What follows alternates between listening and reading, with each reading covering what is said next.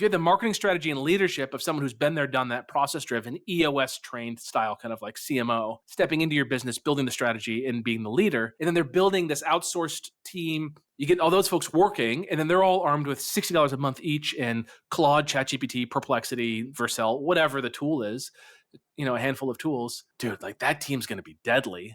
They're going to be able to ideate, iterate, and outcompete your competition in less time with better work product.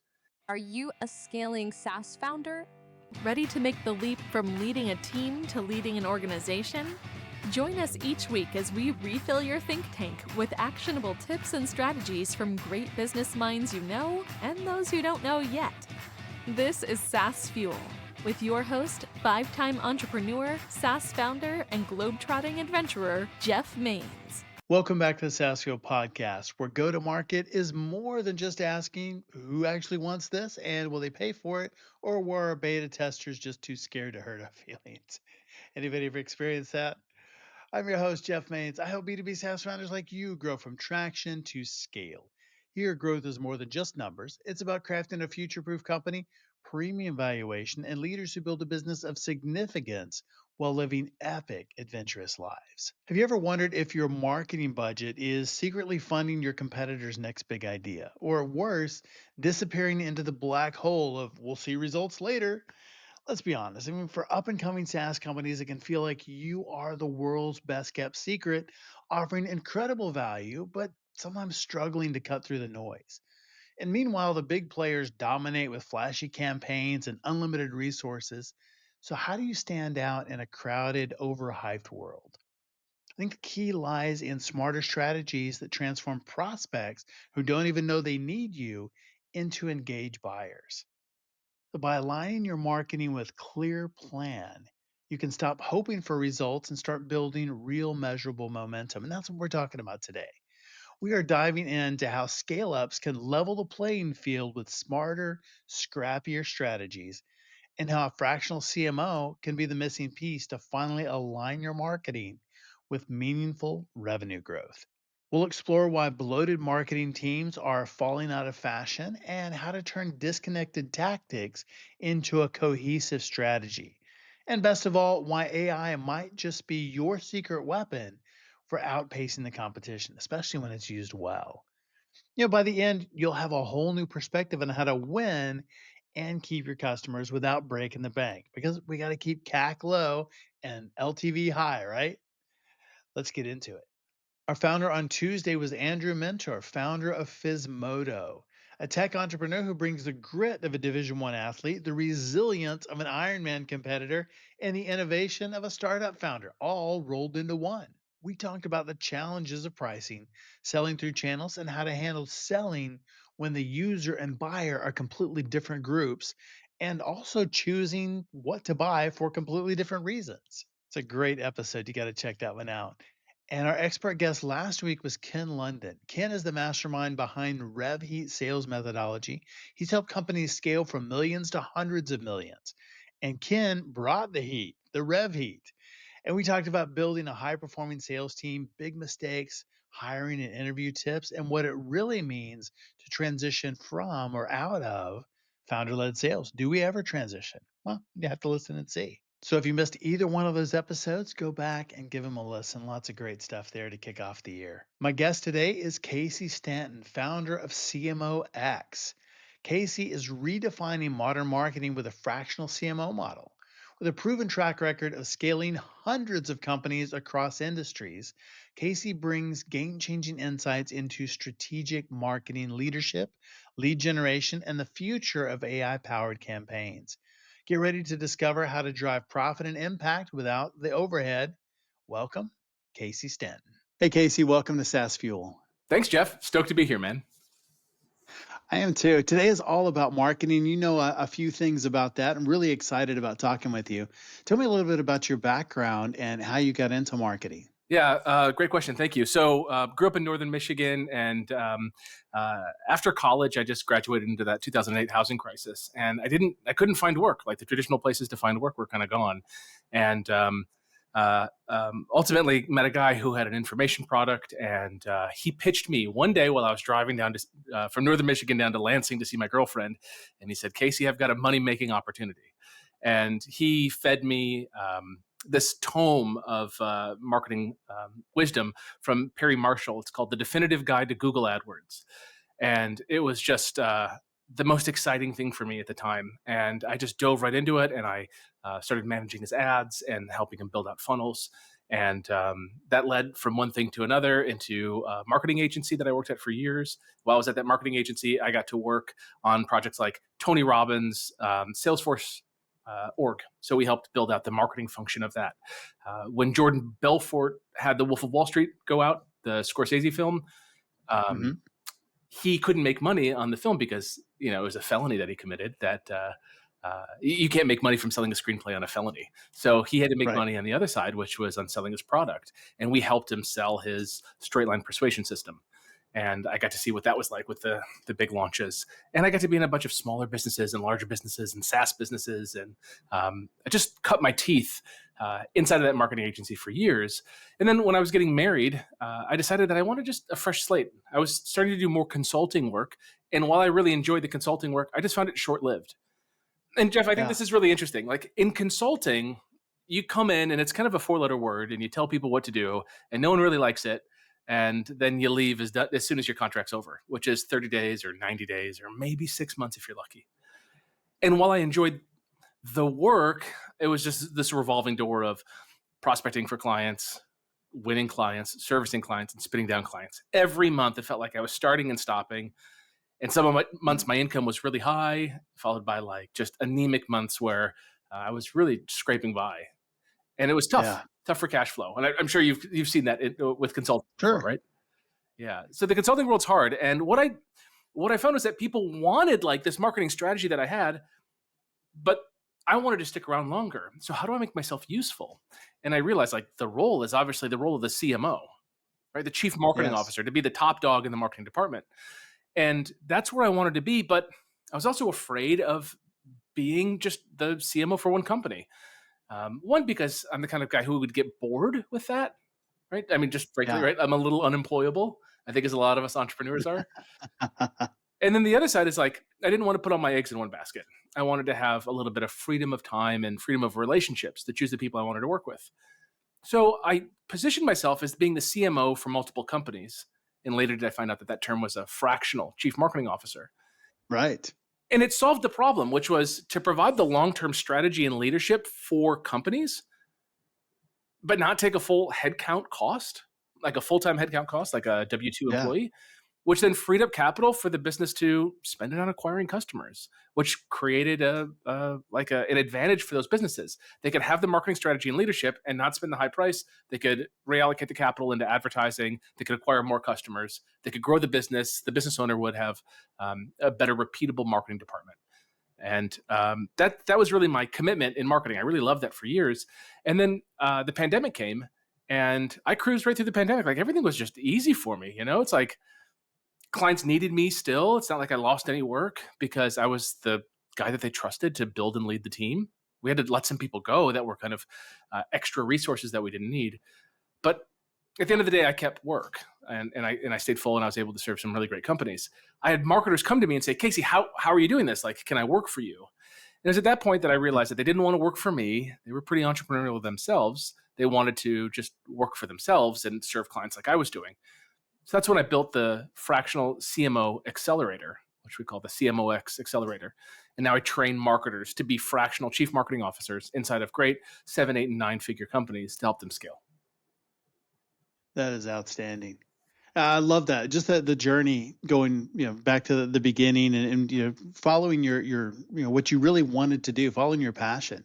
And I know that's really serving people and delivering. And that's Yeah. something that's hard to find is, true delivery in the marketing function. Yeah. And that expertise is so important to have. And I find that's really true, especially when like there's a salesperson that is compensated to close the sale and they aren't compensated on the long-term relationship. And Yeah. like, as you know, on the tech space, like there's technical sales that has to happen. Like if you're selling anything technical, even like marketing adjacent technical work, you have to be a strategist and kind of like get in and understand that stuff.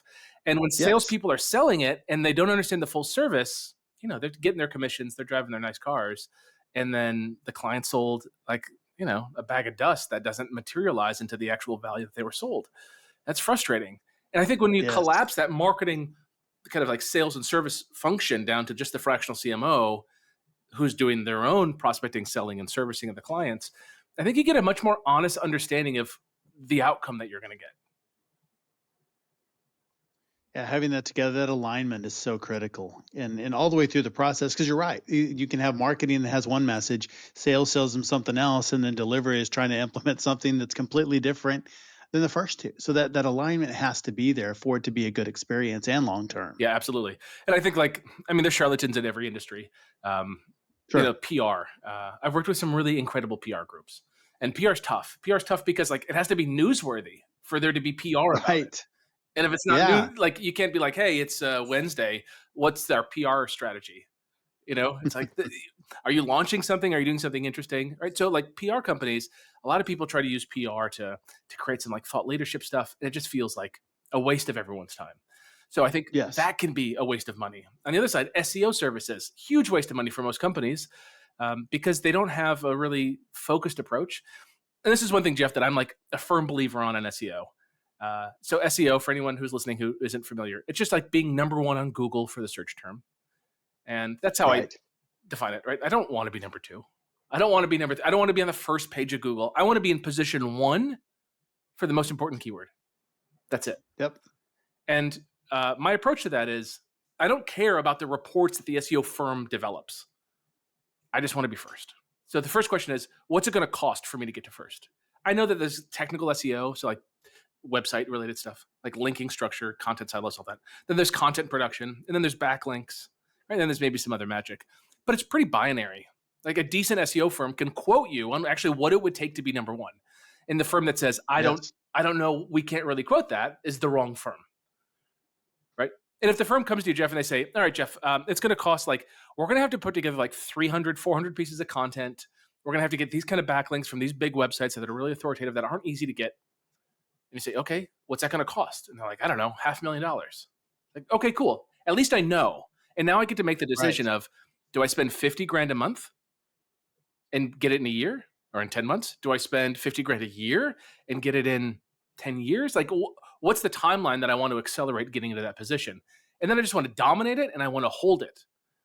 And this is like one of those things that just is under my skin right now, seeing SEO firms show the traditional up and to the right report, which is Right. like everyone can produce an up and to the right. It's like something's always looking good. Hey, we got more traffic. It's like, yeah, but like you didn't do anything to get us more traffic. We just magically got 10% more traffic over the last week or the last month. Or they say Right. clicks are up or impressions are up. It's like, if you're not doing anything to elicit those things, I don't care. That's why I want the Right. number one position. And then I'll just take all the traffic that I get. I don't lose sleep over last month we only got 1,000 visits, but the month before we got 1,200 visits. I don't care. I'm in the number one position. I'm getting the majority of the traffic for the most important keywords. It's like that's an approach to marketing right there. That's like kind of like a more scientific approach. Like I know what I want. What does it cost to get there? And then what am I willing to pay to make that happen? When SEO firms come up and they say, we pushed all of the keywords up on average 2 positions. They're trying to push 10 things up 2 positions. I don't care. I want one to go to position number 1. And then after it's there, Yeah. keep it there and give me the second keyword in position 1, and then the third keyword, etc. As a result, Jeff, we're number 1 for the keyword fractional CMO. We're the number 1 on Google for it. And we have been for 18 months without breaking. And That's really good. yeah, right. And it's like the most important keyword. Like there's a bunch of other keywords that we rank for, like marketing strategy consultant. We beat Bain for that keyword. It's not worth anything though. It's like cool that Hmm. we beat Bain on a keyword, but it's not a Yeah. money keyword. It's like fractional CMO. That's what people are searching for. It's like for business owners listening to this, if you want to dominate SEO, stupid simple approach. Get the SEO team to identify the one keyword that matters the most, figure out the Yep. cost to get there, and then just accept the cost. Maybe use AI writers and stuff like that intelligently to shorten some of that cost. But I think that's a solid approach. Yeah. Number one or bust. Yeah. Right, dude? I mean, that's it. I talked to a guy years ago, and he said, "I want to." His name's John Butcher. His dad started the Precious Moments figurine company. Okay. Yeah, John's got a great story. He's a great entrepreneur, and he says, "I want to be first, or I want to be best, or it's not worth playing." And I was like, "That's silly. You could be Pepsi and be happy, but like, I don't think anyone at Pepsi is happy, right? Oh, because they all know Coke is better. Coke's better. Coke's everywhere. Yeah, Yeah, absolutely. like no one We're going to wants start to. some controversy with that. Yeah, you want to be first, or you want to be best. But it's true. Yep. Yeah, first to market, first in people's mind, the best. Like these things are important. There's also like no Yeah. correlation though between being the best. Like if you have a SaaS product, if you have the best SaaS product, and then like actually getting customers, there's no direct correlation between those two. Yep. Right.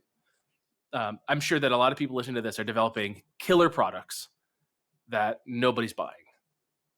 That happens all the time. I hear it all the time. I'm the world's best kept secret, and we've got the greatest product in the world, but I just can't get in front of the right people. Right. They're waiting for like And a Hallmark that's exactly movie what we're talking about here. of like bumping into like an investor at the gas station at Christmas, and like that's gonna like transform their life. And the reality Right. of it is it's marketing that they're missing, right? Yes, exactly. Yeah. And two sides to that. One, lead generation is one of those, and thinking about that, and I get hit up all the time for lead generators, and that's lead generation is one piece of it, but there's also demand generation. Yeah. How would you define the difference between the two, or how would you separate those two? Yeah, good question. So, And so in marketing, I go back to this kind of age-old approach in the book Scientific Advertising by Eugene Schwartz. And in it, he talks about the 5 stages of awareness. Some people don't know they have a problem. Like, that's a start. I live in Philadelphia. I live in an old house. Our house turns 100, like when this recording comes out.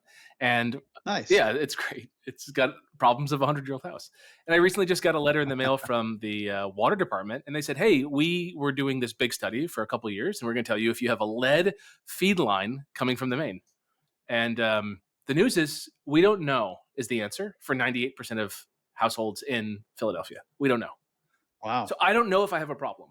I don't even know if I have a problem. I'm sitting there not knowing if I have a problem. Yeah, the line that comes into my house is copper, but does that attach to a lead line?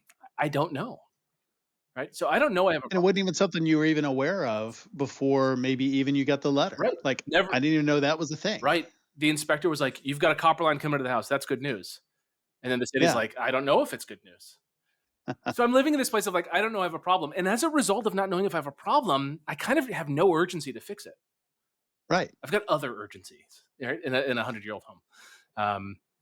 So first stage of awareness is like, you don't know you have a problem. Then you know you have a problem. Then after you know that you have a problem, you know that solutions exist. And then once you know that solutions exist, you might know about, Jeff's solution. And then you might know everything about Jeff's solution. You went through the full demo, you understand it, all the bells and whistles of it. You even know the cost, you just haven't purchased. Like these are the 5 stages of awareness. And the people that are unaware of a problem that they do in fact have constitutes the biggest audience potential to convert into customers. That's the biggest pool. You could call that 90% of your potential customers of like the total addressable market don't even know that they have a problem. And then as we work our way through those stages of awareness, we have a very small percentage of people that actually know everything about your product or service and just haven't bought yet. They're just like waiting for the right time or the right price or the right deal or something like that. And you have to know like what customer type you're talking to. So, yes. So I think of like excuse the example, but Squatty Potty. Do you remember when they came out? Oh yeah. Right. Like most people didn't know that having a stool in front of your toilet was better for elimination. Squatty Potty said, "You didn't know that this was a problem that you had, but come to think of it, it's a problem, right?" And people are like, "Oh, yeah, it is." And they're like, "And we have this solution." They had to spend a lot of money with Harmon Brothers, who make beautiful ads. They had like that. I don't know if you remember the unicorn ads. Yes. Yeah. Right. The ice cream. Yeah, the ice cream. Yeah. and they're incredible. They had to educate that market though. Incredibly expensive to do, yet they were able to establish themselves as the leading brand. And now all these other knockoff companies, anyone with a table saw and a joiner can like produce a stool to go in front of a toilet. It's not like it's a hard product, but Squatty Potty invented the market. Yes. Tushy invented the bidet market for Americans. right? There's been Japanese bidets forever um, that are amazing, but you can now get one for $20 from Tushy, and they had to like invent the market with really great advertising. So you have to figure out just like where you are on that spectrum. So when you say like lead gen, demand gen, my first question is, who do you want to bring in? The easiest people to bring in are those who know they have a problem and know that solutions exist, and you have to like educate them on your solution and why now is the right time. Those are the easiest, fastest people that are going to gestate from never heard of you to paying customer. Right. So I would want to identify that segment first, have marketing strategies for it, and like think of this as like if you had like a compound and you had like a wing. In one of the marketing wings, you would have a room specifically for people who knew that they had problems, knew that there were solutions, were unaware of your solution, and you were educating them about it. All that room would do is produce that content. And then there's a room next door to it, which is for people who know that they have a problem but don't know solutions exist. And then you ideate campaigns for that. And then another room again further back to help educate people that they have a problem. And when you think of this like kind of physical rooms separated, I hope that you're able to see, like the person listening to this or watching this, that your marketing is like distinct outcomes in segments. Like it's Yes. not we're doing marketing. It's like we have a campaign structure for this. And I think of this, the big overarching thing that comes in my mind of this is Jason Bourne. It's like, do you remember that scene where he like pulls down his sleeve and there's like a plastic card on his wrist with like a guy's face on Yes. it? Yeah. He's like, I'm getting this guy. I want marketing that dialed in. I want sales that dialed in. So like, I want to get this person, this customer type, this buyer at this type of company. Like, I want to know them explicitly. And I know like when they're in front of me, I want to be like, that's the target. And your marketing has to be focused on that. Now, the further back you go from awareness to like unaware, the wider your marketing is, and the more expensive it becomes. But again, Yes. it also opens you up to dominate the market. Yeah. Yeah. So And go ahead.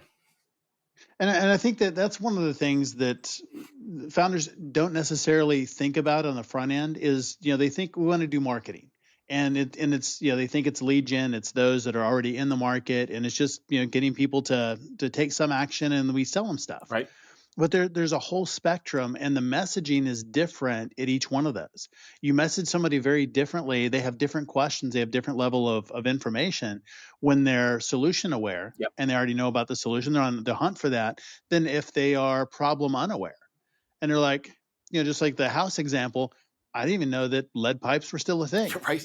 Huh. Either. And so that's very different marketing at that stage than I'm looking for somebody to replace this pipe. Very different. Yeah. And just think of what that is. We went through the paint around our windows is leaded paint. And I don't know if you know this, but when kids get lead poisoning, people are like, lead chips, whatever. Dude, it's lead dust. It's the windows, and you slide the windows up and down, and it rubs. That makes dust. It falls down to the lowest surfaces, and the smallest people in your family and your animals roll all over that. And like they Wow. put that in their mouth. So that's where lead comes from for consumption. And we didn't really appreciate that much when we moved in and we got lead remediated and stuff. But if like I had a piece of direct mail that came to me that said, your house was built before 1970, and that's when lead paint was exclusively used. Yep. Take this guide and go to your windows and look for this alligator cracking pattern on your paint. And if you have that, you should know that you have lead. And if you have it on windows, don't open the windows until someone from my team comes out to review it to let you know if it's safe or not. We're on a mission to help 1,000 homes in Philadelphia abate their lead so kids don't get lead poisoning. Dude, unbelievable. Education, direct call to action. Like, fantastic. Get in my house. Immediate value. Immediate value. Yeah. Right. And it becomes impossible to forget that. It's like, you just told me all these problems. This woman who did the lead abatement, like the woman who owned the business, we were chatting and she's like, you're one of the only houses that I can remember coming to where we've abated lead before the kids had learning disabilities. Wow. It's like, how is this like unknown? Our neighbors, they had a kid and they were like, how do you know if you have lead? Like, do we have lead? So then they hired the guy with the XRF gun to come out and shoot all the paint and everything. Right. So they had to get educated. Our other neighbors, they knew, and they have like a whole process to remediate.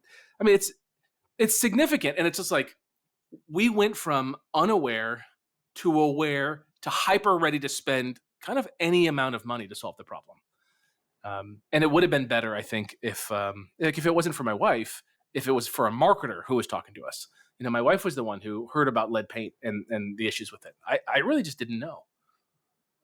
So marketing is like the thing that takes the incredible life-saving invention or technique or whatever and helps people, or time-saving thing in businesses. Yes. Yeah, marketing is incredibly useful for that stuff. Ready to dominate your market and skyrocket your revenue? Dive into Small Fish Big Pond, delivering a world class business that swims circles around competitors. This book is packed with powerful marketing and leadership insights guaranteed to transform your business and operate world class. Small Fish Big Pond delivers proven strategies to sharpen your marketing message, deliver unmatched value to your clients, and guide your prospects' buying journey to one inevitable conclusion: that your company is the only solution for them.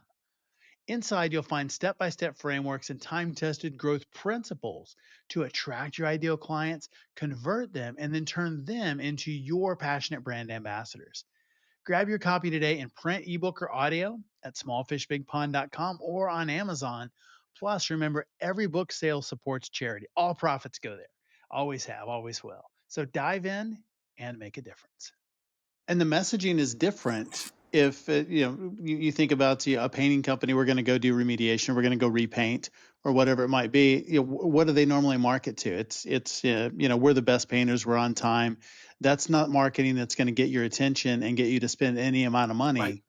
on a solution. Or it And is so it you're is if thinking like about that. it is if you're talking to someone and you're like, yeah, we're gonna get the house painted, but these guys don't call me Right. back on time. They're the first guy who like says, I call back on time. I'm like, I'll give you a shot. But like Yeah. that's so few and far between. I think you're right. Yes. Yes. Yeah, we want to be But it's different stages of awareness. And so absolutely. it's approaching marketing at each one of those stages and figuring out what is it that my prospect needs right now to take that next step. What value can I deliver right now that moves them to that next step and builds that affinity? Yeah, absolutely.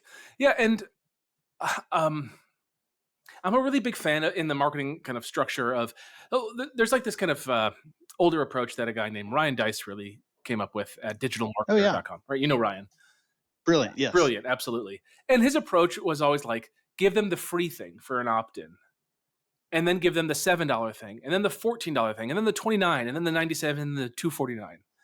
And the idea is, if you got people to buy the $97 thing, you made money.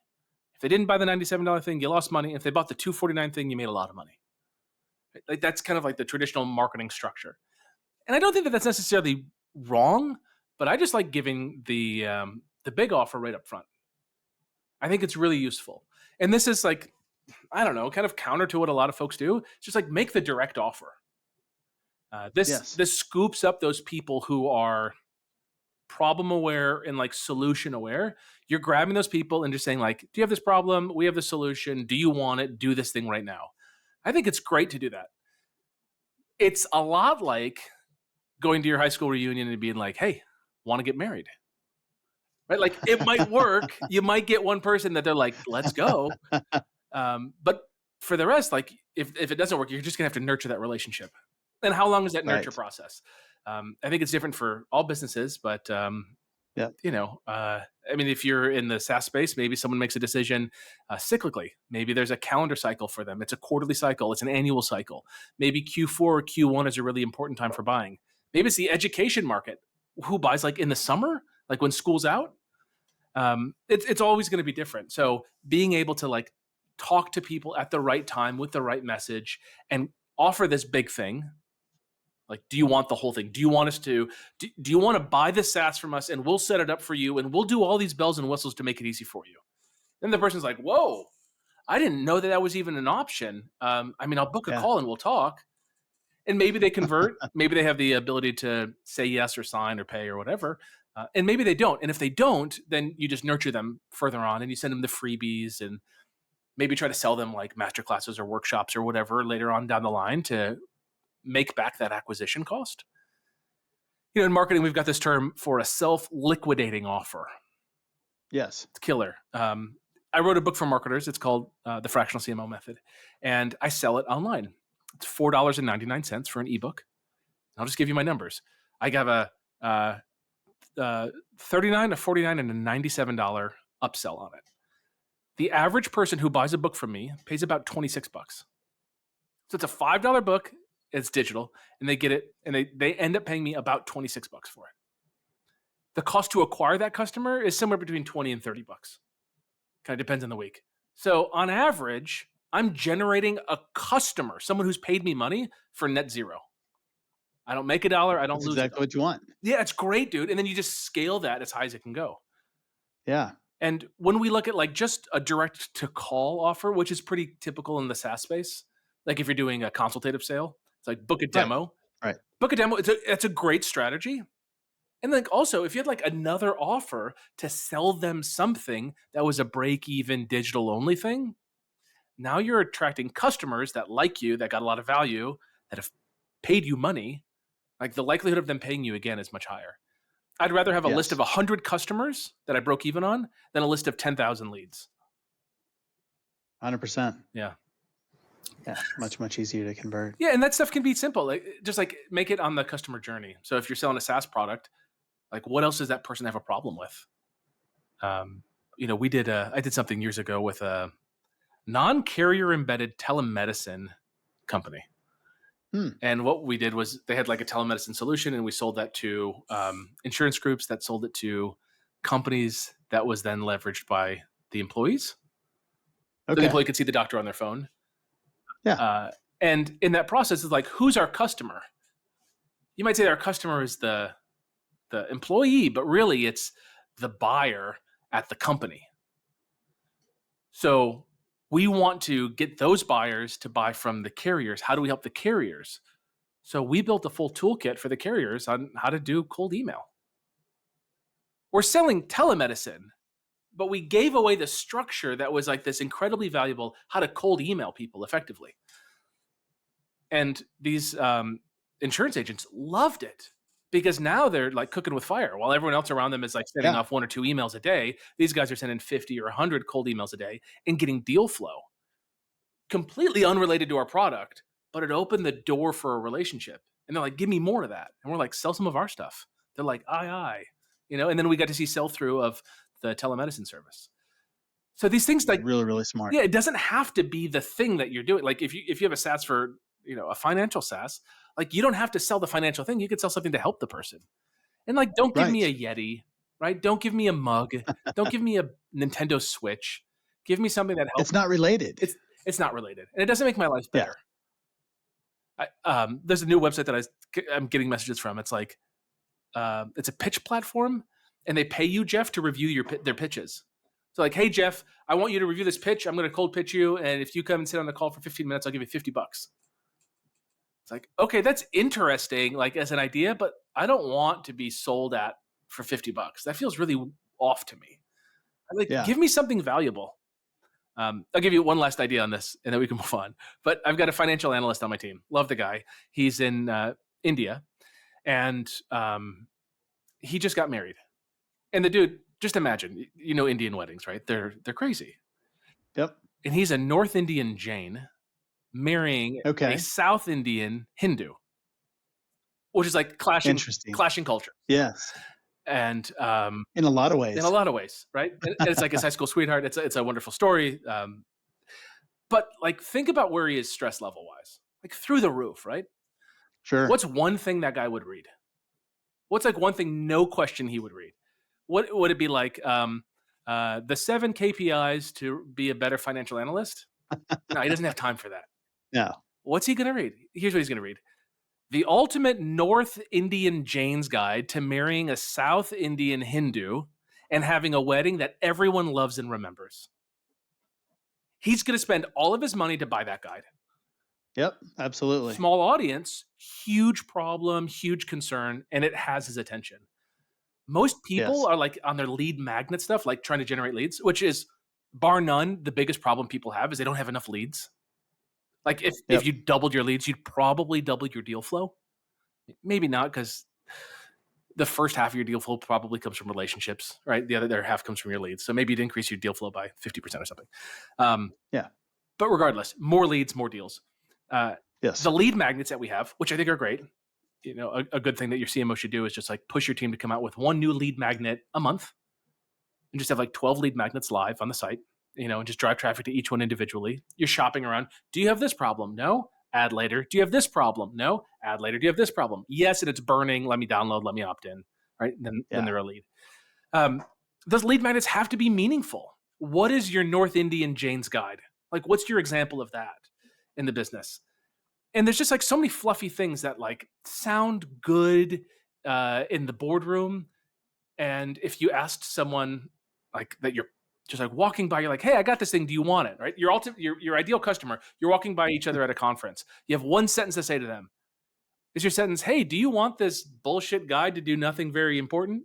Or do you want like something actually useful? And like, what is that useful thing? We say, I went to the store recently. I bought one of those oscillating saws, DeWalt. Do you know what I mean? It's like Yeah. an inch long blade. We call it a jiggle saw at our house. And I didn't want a saw. I didn't want an oscillating saw by DeWalt. I don't want that. I want to cut square and rectangular holes. Yep. That's what I'm buying. I'm buying the future of holes cut. And we just moved our table to put the Christmas tree in, and I had to pull it out and cut something off the table that goes over the radiator. And it was perfect. It was the right solution, and it's the only tool for the job. I don't have any other tool that could do it. I couldn't do it with a table saw. I couldn't do it with a hacksaw. I couldn't do it with anything else. It's the only thing. And it's the perfect tool. It's exactly what I wanted to have the outcome that I want. And if someone would offer that to me, hey, do you need to cut square or rectangular holes? Like, yes. Do you want the Yeah. DeWalt 20-volt cordless oscillating saw with a carbon steel blade or whatever? I'd be like, no, I don't want that. I want holes cut. I put a cat door in. Right. It took me 10 minutes to put a cat door in, right? I just cut a big rectangle, punched it out, stuck the cat door in, and screwed it on. Like, that's the solution I bought. And I think so many people, especially founders, get lost in the elegance of their solution Yes. instead of in the Yeah. The problem. features, elegance. Yeah. Yeah. Yeah. I've always thought like you give a tech person a project, like a problem to solve, it'll be elegant, man. Like the way that they'll call Yeah. the API, the way that they'll like tab everything in. And I put it up into VS Code and like how the colors go on it all and how it looks poetic. But does it make money? Does it solve a problem? And that's what we got to get to. Back when I was at that marketing agency, we would solve problems on the tech side, and the tech folks would do a beautiful job, and it wouldn't actually solve the marketing problem. Like, for example, adding a bump offer to checkout. So you go to the checkout process, and it says, like, for my book, hey, it's a $4.99 book. You can have it $4.99. But do you want any of these other things? Those upsells in the cart, incredibly profitable. Right? It Yes. jacks the price of the book up by whatever that is, 5 times, just by adding that in there. Is that Yep. elegant on a technical way? Like, no, it's not elegant.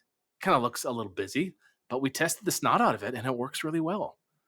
Yeah. And that's what matters, right? It's like solves the problem that the person has. What's the title of the thing that we're upselling? What's the price? What's the description around it? What's the take rate on it? What's the take rate by traffic source? And does Facebook ads convert at a high rate? Because that's scalable. SEO, not as scalable, right? I can't get more SEO traffic. If I'm number 1 for the Yeah. keyword, I can't be number 0, I'm like as high as it comes. True. That's how I look at marketing. And I think that that's some of the Yeah. problems that I see like SaaS folks make. When I was talking to like HR folks, they're like, I don't get the CMO function. Like, what is the CMO supposed to do? And I was like, oh, like, what don't you get about it? They're like, anything. I don't get anything about it. What's their tenure? Like, what's their experience? What's their pedigree? Where were they at before? We're going to hire them. What interview questions should I ask to know if they're good or not? There's these professional interviewers. What should they be Yeah. doing? What does the first 30 days look like when you work with a CMO? How do you pay them? Should you do the fractional CMO thing or should we go full time? I like full time because I want 100% of someone's attention. I want fractional because it's cheaper, right? Like there's like all of this kind of Yeah. conflicting Yeah. questions that they have. And ultimately, like, how do I lead my CMO? How do I get my CMO to like be part of the executive leadership team and like push back? And I like CEOs that try to lifestyle pretty hard and like want to get out of the business. So then they have like an integrator or a COO that's running the business, and the CMO has to be able to hold their spot and really like vie for the success of the entrepreneur. Right. And that's a big one Right. here. I'm a big fan of vying for the success of the entrepreneur, not just the business. Because my vision is if I help the entrepreneur, then we like do a great job with this business, then the entrepreneur pulls me along for the next game, you know? And Yeah, that's right. I can backfill this role with somebody else. But I want to go to the next one. I want to keep innovating and having that fun. So when you look for a CMO, I think that's useful. But yeah, that's what this book is. And in the byline or the subheadline is how to source, hire, compensate, evaluate, and lead your chief marketing officer. So I wanted to write, I wouldn't call it the dummies guide, right? But I wanted to like simplify it down here. And as I open up to the table of contents, the VP of marketing versus the CMO, or another one is fast cash campaigns. So how to generate cash quickly that CMO should be Yeah. focusing on, how to create a die on the hill marketing strategy, how to develop a marketing control. I've got a great case study in there about Subway's $5 footlong. And just like what a crazy story that was, man. When Subway, do you remember $5 footlong, how big that was? It was Yeah. like It's everywhere. huge. And then just naturally, the market got sick of it. And Subway did not have a strategy to get around it. They didn't have a good way to reinvent. So they were stuck. Right. They were just like holding on to one of the best performing sandwich promotions in history. And then they had all their other issues with their spokesperson, Jared, Sure. which was like a whole other kind of PR fallout.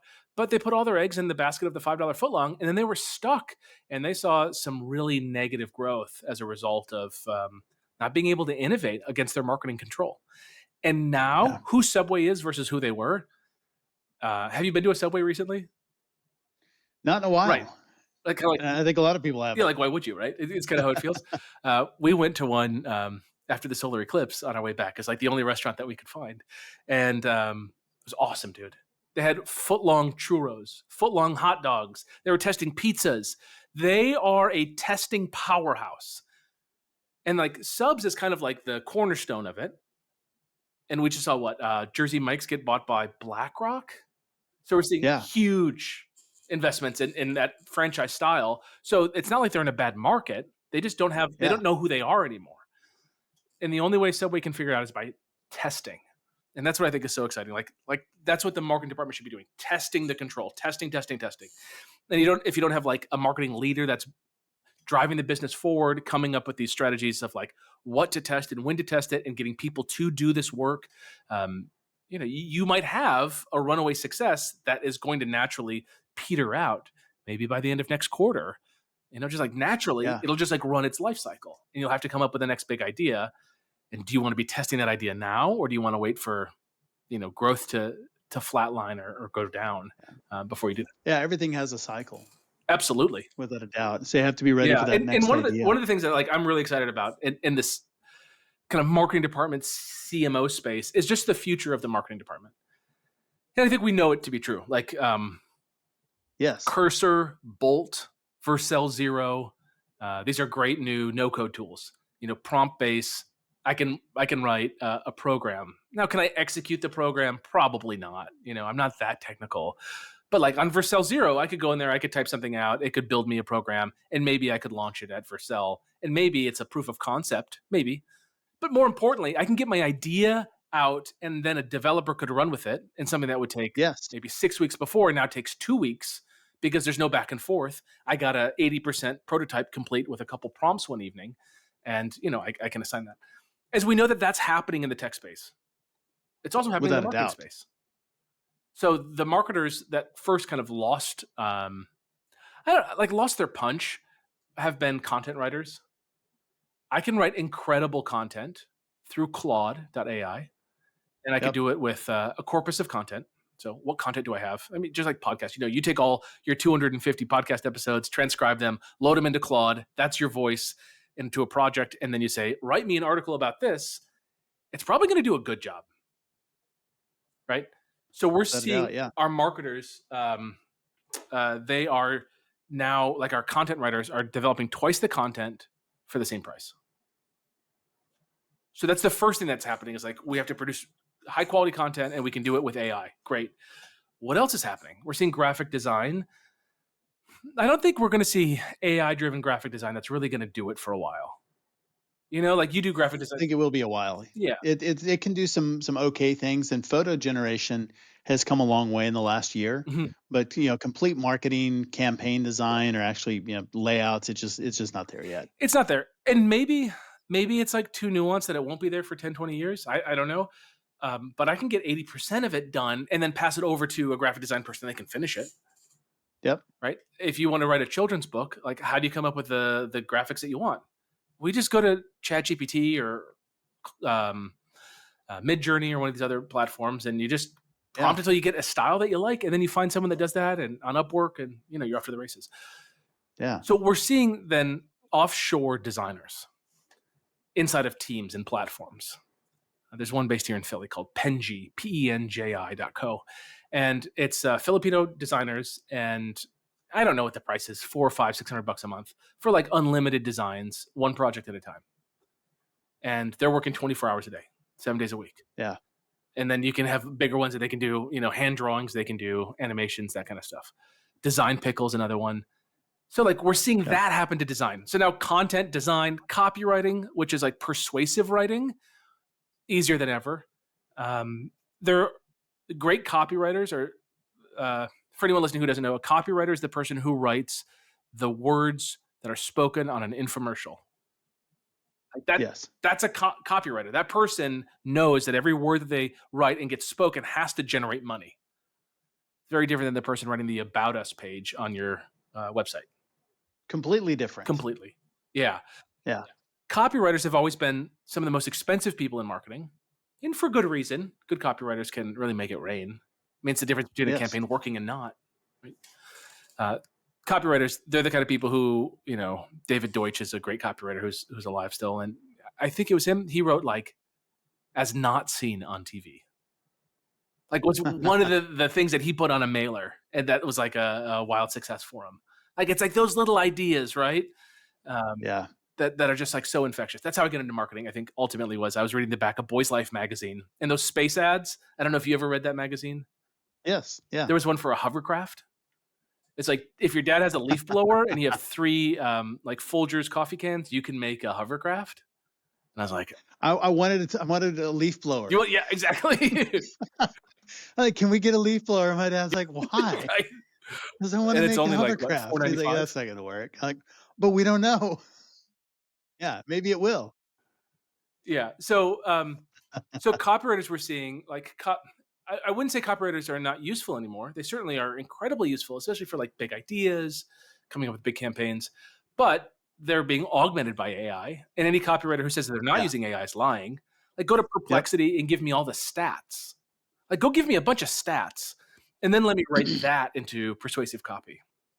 Yeah. That's a great use of AI. So we're seeing that. We're seeing the ability to get more done with AI, automation, no code, like middleware, like Zapier, Plebby Connector, whatever that's called.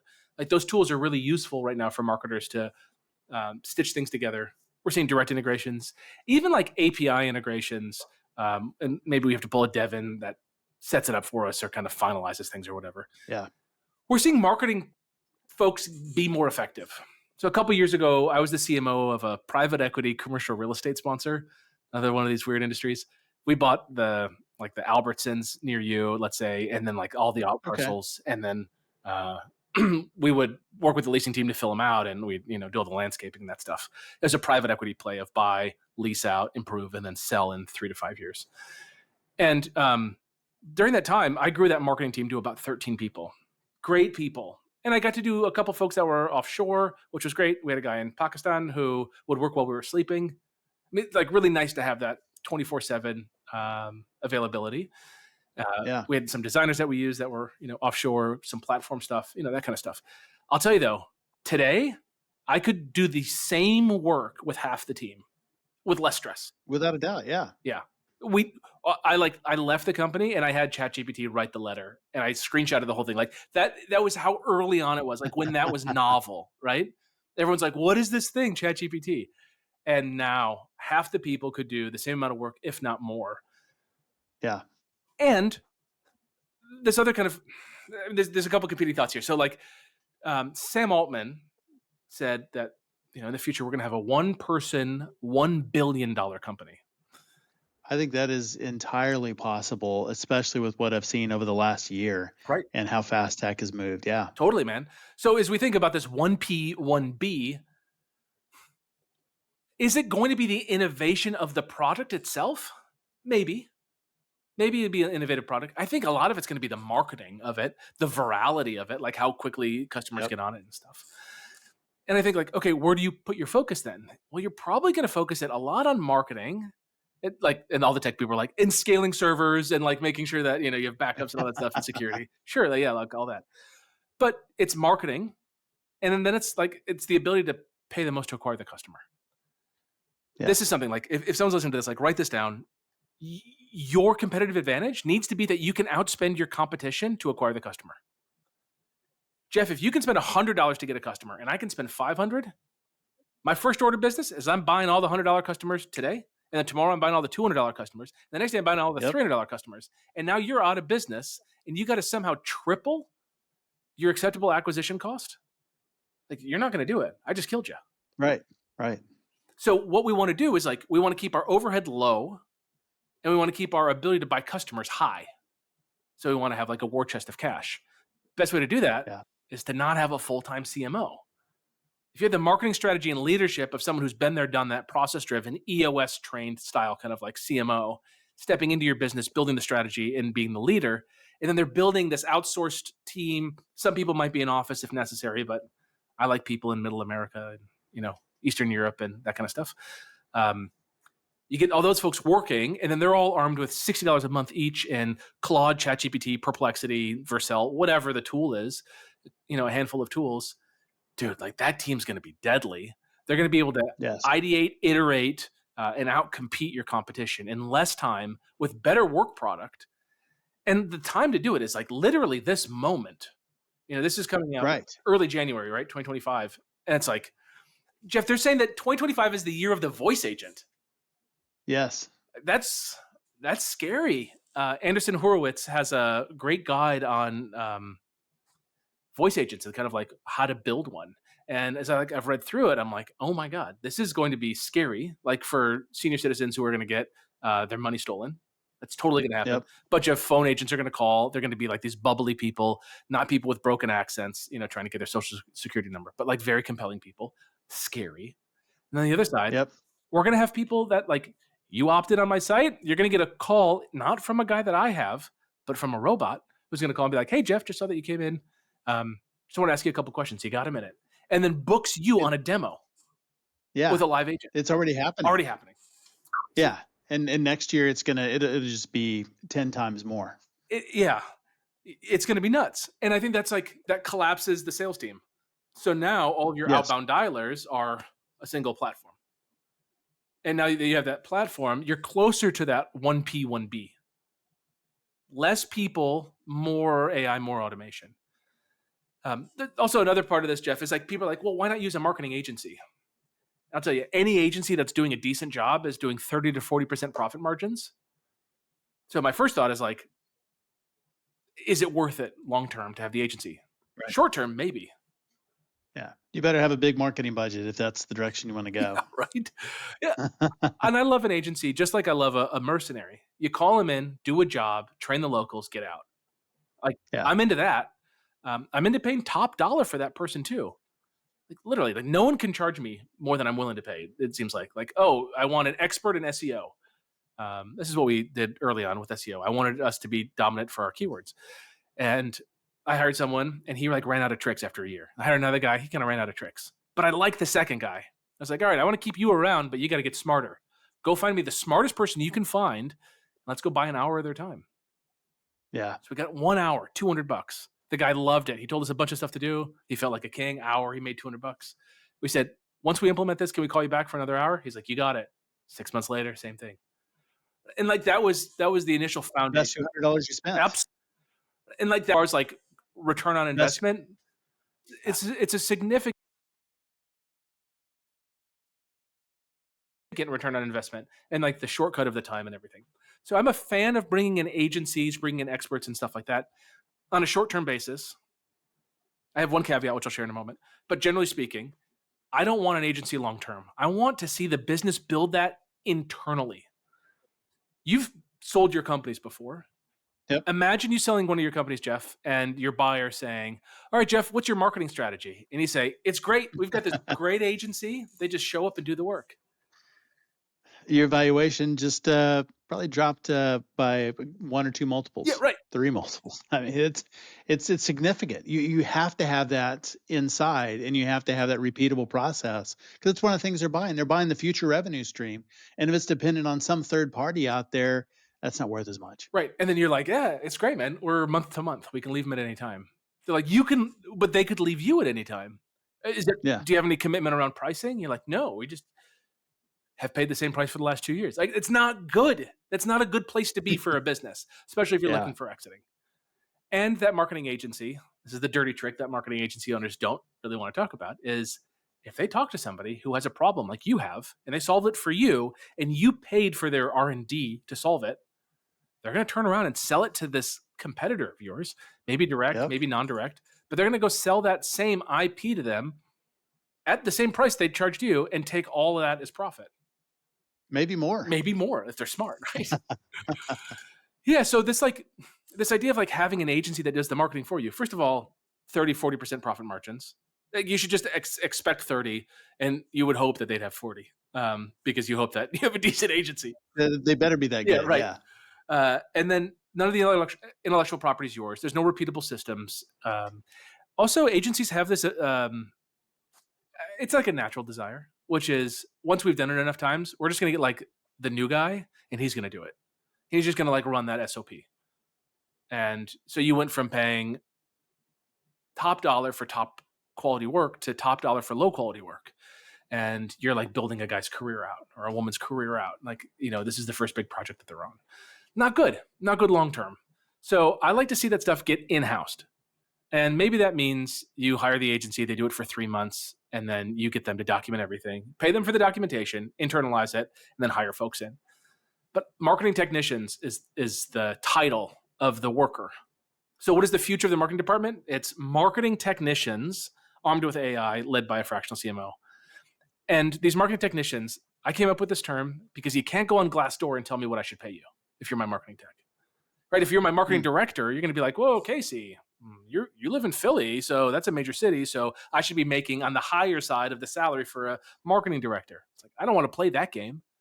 I want to pay people based on like outcomes. I want to, pay them based on meritocracy. Like, Yeah. I don't want to pay them just because I have a title for them. I want to pay them on their ability to solve problems. So the way that looks is these marketing technicians, they're $25, $35 an hour in the US or less elsewhere, and they work full time for you. And the fractional CMO kind of mentors and grows them specific. So like the first thing the marketing technician will do when they join your company is you say, hey, learn our CRM. You got a week. If I ever ask you a question in the future, you have to know the answer with the CRM. That's the litmus. You have a week to go through everything, study it all. Next week, I want you to learn everything about, this other thing that we do, this other thing that we do. And then after a month or two, start assigning them big outcomes and give them the time to do them. And, pay them a bonus if they achieve the outcomes. And man, it is just a killer approach to having a marketing function that you own in the business, that has intellectual property, that's repeatable, that increases the valuation of the business, that doesn't make you, subordinate to the agency's noisier client, who's having a crisis. So then they pull resources away from your projects. And it just like allows you to, I think, be in the best position for the new year, like for 2025 and beyond. I just don't think you can have like a big marketing department anymore. I think you have to just like minimize and accelerate with AI, and then be able to afford the most to acquire the customer. Yeah. It's all about the outcome. Yeah. Yeah. All about the result. Yeah. I think it's really smart to incentivize it that way. And like the breakdown where you have the fractional CMO and you've got the technicians. So you got the strategy, and then you've got the executors. Yeah. Yeah. And like, there's going to be a time and a place, like maybe in a certain market, like it matters who you know. And there's someone who's doing a little bit more like PR stuff, and they're doing outreach and all that. Sure. Yeah. Okay. That can be like a formal marketing title. You probably need a marketing coordinator or director at some point. But this idea of like hiring people just in specific disciplines, like I'm only doing this thing, it's like, get out of here. I Yeah. worked with this great guy who would pull reports for us. I could ask him for any report and he'd pull it. And dude, like as you know, someone who can run like a SQL database is they're a godsend to have for marketing stuff. Yes. But now I can just ask uh, Google Notebook LM, right? I can like just ask a large language model to like pull me a list of all the customers who have transacted more than this in this amount of time and haven't purchased this thing. I have my list. I have my list in moments Yep. that would otherwise take a day or two. So I don't need a data analyst the same way that I did a couple years ago. Generally, I mean, maybe you do. It kind of depends how much. Maybe it depends on the market, Yeah, but you're right. I mean, things are evolving and changing so fast, and data analysis is probably going to be obsolete. I would think in another 5 or 10 years right. because you've got the data set. You just ask it questions, and you get the results. It's definitely happening. It's definitely happening. I mean, if you feel comfortable uploading data to these outside models, but even just like loading Llama up on like a Intel NUC in your office, that you have like a air gap approach to it, so it never goes on the internet, and you just have your own little LLM that you're able to query. Dude, it's killer, and that's Yeah. like free. A small computer that can run that. It's you have an old laptop. So yeah, I think that the game's changing significantly in marketing. Um, and one thing that really matters that we really haven't touched on is just like thought leadership and the quality of thought leadership and like why that's so important. And the entrepreneur who goes out and speaks is the one who's going to be like building a lasting reputation outside of their brand. And I still think that that's a really powerful thing to do in marketing. I don't want to build a business based on my personality, but I want my personality to grow so that any business I touch can grow. And I think that that's a big difference that some people have. Makes Some people sense. think like I'm the CEO and I have to be like the face of the business. It's like, no, you need to be an individual person and the business needs to be one segment of the work that you do. And if you live in that world, you can talk about what you want to talk about. Um, but Right. it builds you up as being an authority and a bit of like a King Midas. Where it's transferable. It's not just for that one Right. company. Now it can be the next thing and the next thing and the next thing. But you're really building both of those in parallel. So Yeah. you have your presence and your brand, and then you have your company that you're associated with. And so those are building brand value off of each other at the same time. Yeah, absolutely, man. Absolutely. And it's like the emails that you would send too, if you were sending them from yourself. Think of the email that you sent to your wife recently, right? Like, do you have a logo on it? Did you? Yeah. Do I have a super signature at the Yeah, bottom? right. Do I ask her to book a demo? Right? Yeah, probably not. And those marketing messages still work incredibly well. Those direct letters to your mom, letters to your Yes. wife, letters to your spouse. Just like, what does that email look like? So many of us like overthink it. If anyone's listening to this and you send a newsletter, just like stop for a month and then just like write me and tell me that you didn't lose any money. Cause that's my bet. You didn't lose any money by not sending a newsletter for a month. The newsletter probably doesn't do anything valuable for you. A direct call to action, Dean Jackson 9-word email style that just says, Yep. hey, Jeff, I've got 15 minutes on my calendar on Wednesday. Do you want to chat about XYZ problem? Let me know, Casey. Like that email sent out to a bunch of people, that's going to crush. That's a more useful email than any email that you send that has like multiple articles in it that some content writer in Absolutely. your company wrote. No one cares about that stuff. Yeah. Yeah. If you stop sending the email, would anybody even notice or care? Would Your you get marketing team would anybody saying, probably "Hey, notice. I missed the newsletter this month"? Life is less stressful for the marketing team. That's about it. Yeah, and it's like, what's the content that people want in email marketing? Just relevant, useful content, or like infotainment. Yes. People also want data. What's going to get someone out of bed? What's going to get someone's attention? If you think of that North Indian guide, the thing that's going to get someone's attention is like hard data, trends from a smart person, and what they're thinking is going to happen. I mean, who's that guy? Jim Cramer, right? Have Yeah. you seen the inverse Cramer stock profiles or portfolios? No, no, I They haven't. do the opposite of what Kramer says to do, and they make a bunch of money. They make more money than if they followed what Kramer said to do. That's hilarious. Yeah. So like inverse Kramer is successful. And like in that way, people still love Kramer. Like they still listen Yeah. to him. They still like watch that show. He still is like employed by whatever network that is. Because they want someone that they can trust, someone maybe that they can vilify if things are wrong. I'm not an idiot. I listen to this guy and he's the idiot. Yeah. So it's how like people want to hear these stories from you. They want to hear examples. They want to hear about your life and like what happened. I think that stuff can be useful if it's written in an educational, entertaining way. Uh, yeah, and like I find that the emails that I write or our CMOs write that are more personal, when you're like highly specific about things, people are like, "Oh, I've been there before." You know, you're getting like Yeah. messages from people like, "Oh my god, did you get ice cream at this place? It's my favorite place in the world." Or "We honeymoon there," or "I own one of those too." You know, it's like that detail starts a conversation that's more organic than just book a demo, you know? Yeah. Which is like everyone's offer right now. So good. Where can people learn more about you and about CMOx online? Yeah, so CMOx.com. Come check us out at CMOx.com. Also have a sister company, CTOX.com. Ah, I like it. Yeah, so if you, I mean, I don't know if that's even something any of y'all are interested in, but if you're looking for a fractional chief technology officer, I've got a great business partner on that side who's just a killer CTO. His name's Leora Weinstein out of Atlanta, and they run a great sister company. But CMOX.com, I'm also on LinkedIn, posting over there. Find me on Facebook, Casey Slaughter Stanton. I put my middle name in there just to scare some people away. And yeah, and then I've got this book. Do you mind if I give a copy out to anyone who wants it? Yes, absolutely. Yeah, great. So the book is Find Your CMO, and you can grab it at cmox.com/SaaS Fuel. One word, cmox.com/SaaS Fuel. And if you go there, it'll just redirect you to a page and just give me your email address to tell me where you want a copy sent. And the offer that we have on this, it's pretty simple.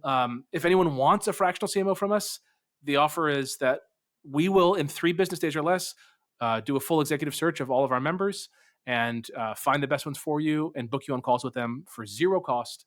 And then you get to hire that person outright, and they'll be your CMO. So there's no cost to the business owner if they want a fractional CMO or a fractional CTO. We're just here as a conduit to help match folks up. So if you want that, 3 business days or less, that's our guarantee on it without a dollar. That is amazing. Yeah. And I'll have all the details on that at the cmox.com/SaaS Fuel. Fantastic. Yeah. Casey, great conversation. As always, it's always good to talk to you. So I really appreciate you being on SaaS Fuel and giving us the scoop Yeah. Thanks, Jeff. on Yeah. fractional I think that CMOs. these, your members are, they're going to do some big stuff, man. And I'm excited to watch what you guys do. So thank you for having me on. Thanks again, Casey, for coming on the show and sharing your insights and resources. You can learn more about Casey at cmox.co. As always, all links, highlights, resources, and full show notes are available at saasfuel.com. And be sure to check us out on YouTube as well. It's at Champion Leadership. We have full video episodes, training, video shorts, outtakes, lots of stuff out there for you. And thought leaders share. I'll bet you're a thought leader. Of course you are, because you're still here. Share this episode with one person who talks about quantum movement sensors as if they're powering the next Marvel superhero suit, but secretly they just use them to find their lost TV remote. Well, everyone who shares this week gets a beta invite to Wiggle Analytics. It's the world's first platform for tracking the tiniest body movements, like toe tapping to podcast or excessive eyebrow raises during meetings. Funny story. We used to play a little game when during meetings when someone would say and we would count them and little tick marks and stuff. And so I'd do this, and it was just a fun thing to do during meetings that were really long and exceptionally boring in a lot of cases.